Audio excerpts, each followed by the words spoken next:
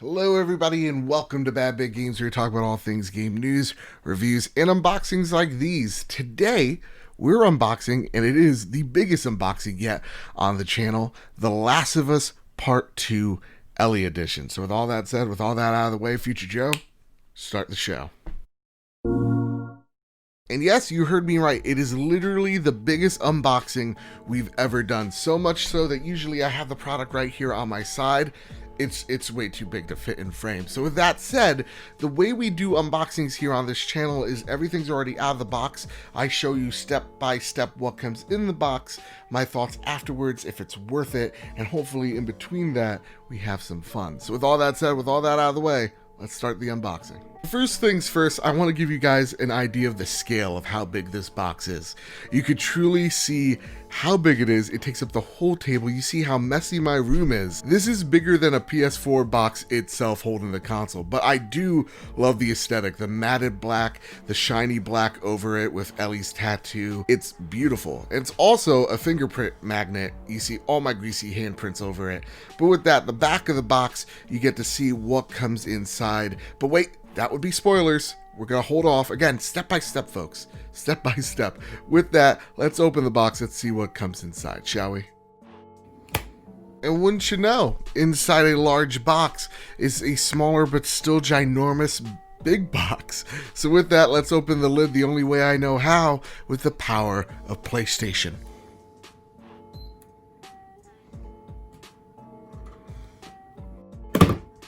And wouldn't you know, inside a large box or smaller boxes that hold all your stuffs. But I show you guys this because I actually really dig the presentation that Naughty Dog's going with this special edition. It's really nice. So let's start with the upper level first. You got a whole bunch of pins. You get first your Last of Us Part 2 pin, which actually looks really nice. Then down below a moth pin, but I'm scared of moths because they got dust for blood. A knife pin, the Naughty Dog symbol, of course, the firefly symbol on the stop sign. Is that a jackal? It's a jackal. Jackal. Nah, it's probably a bobcat. Anyway, you got a Naughty Dog sticker, Last of Us Part 2 sticker, and Ellie's tattoo. They really are nailing home that Ellie has a tattoo now. What a rebel. And then the only part that I actually really don't like is Dina's bracelet that she gives you in the E3 trailer. This just looks really cheaply made, so let's move on, shall we? The next box is like a little pop-up book. I love it so much. So let's open it up. Let's see what's inside here. And first and foremost, when you take a look at it, the first thing you get is a Last of Us Part 2 patch. They always like to throw patches that you're never going to use, but whatever. And then they give you something that's actually pretty dang cool. They give you a soundtrack to the game. It looks like it's like a little vinyl that you can use. So that's pretty cool if you're a music person. Music people.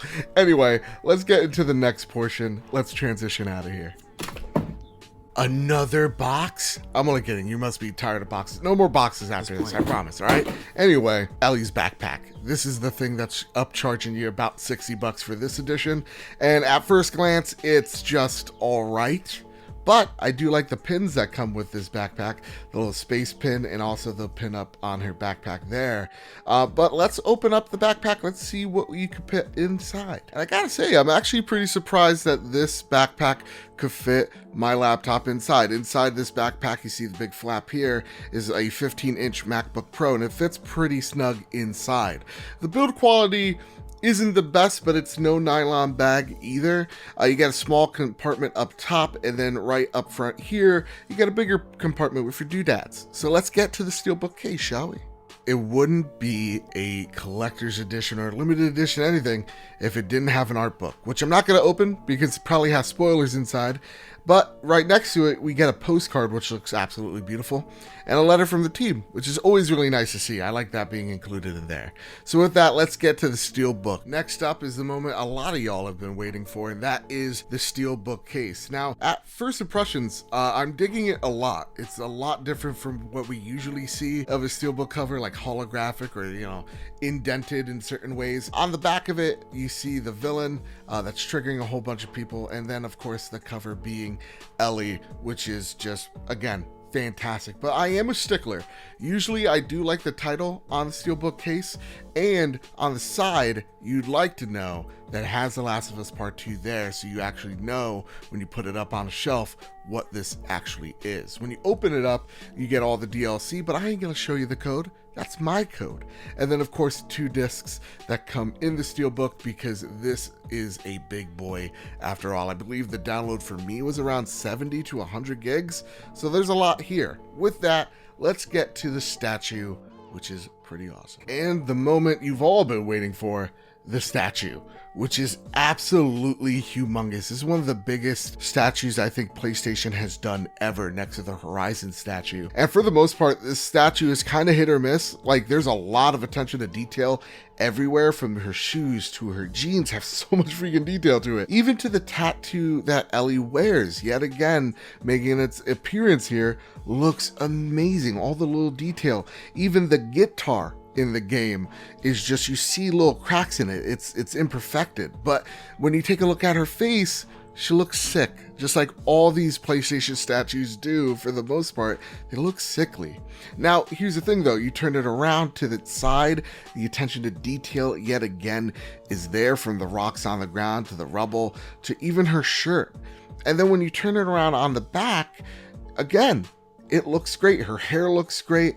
The moss that's growing on the column looks awesome. And her backpack, the little detail on the backpack looks really good as well. So it's a really great statue overall. The detail is there, but I just can't get over her face. It just looks sickly. But you know what? Listen, let's give a size comparison to some other PlayStation statues and let's get on out of here, shall we? And here's just 3 statues I picked up, all PlayStation, of course. So here's the Spider-Man statue, which is really small. You get the God of War statue, which is really wide, and then pan on over to the Last of Us statue.